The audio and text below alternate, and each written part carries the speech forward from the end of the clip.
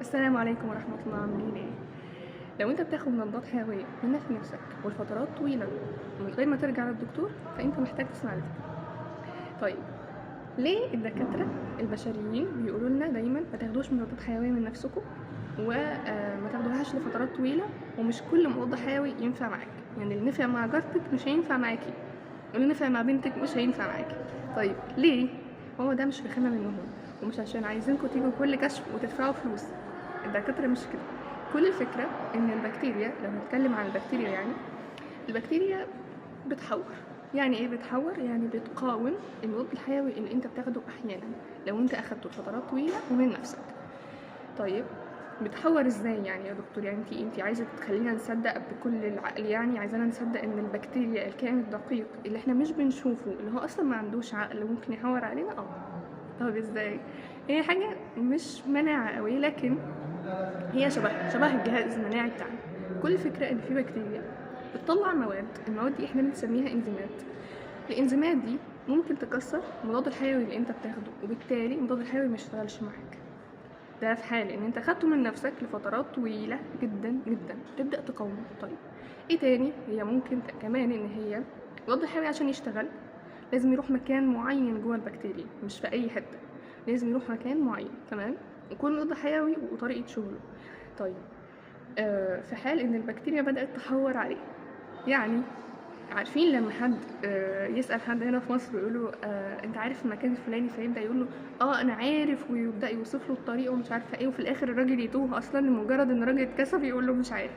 هنا بقى هي مش بتتكسف تقول له مش عارفه، هي هنا قصده ان هي تعمل كده.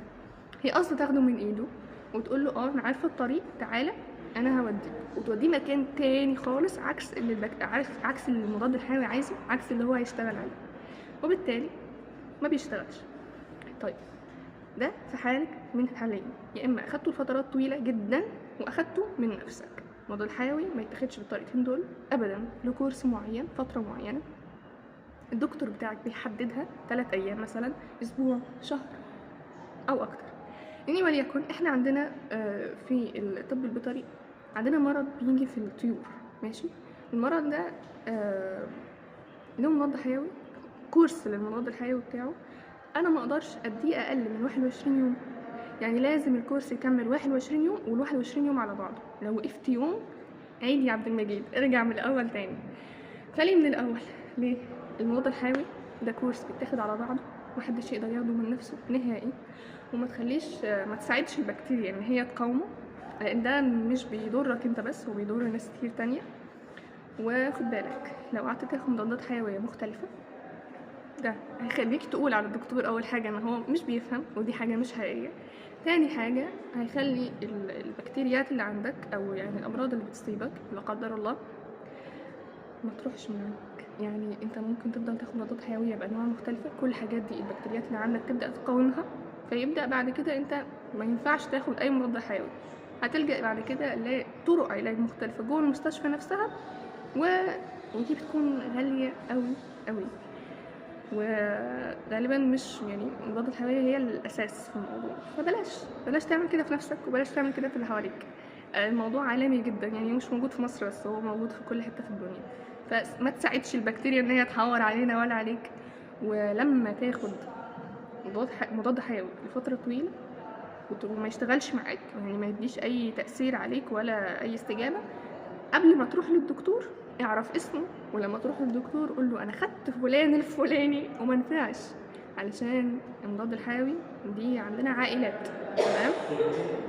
الاسماء المكتوبه على العلب هي اسماء تجاريه، المضاد الحيوي عائلات. يعني انا عشان اعرف ان انت عندك مقاومه معينه من مضاد حيوي معين، انا لازم اعرف اسمه علشان ابدا اديك من عيله مختلفه عشان يشتغل معاك. بس كده، دي كانت معلومة النهاردة. لو عجبكم الفيديو ما تنسوش تعملوا سبسكرايب، وكمان قولوا لي في الكومنت عشان ابدا اعمل فيديوهات زي دي تاني. وشباب كورس الفارما والحاجات دي هناخدها من الميديكال سايت بس الترم الجاي ان شاء الله. السلام عليكم.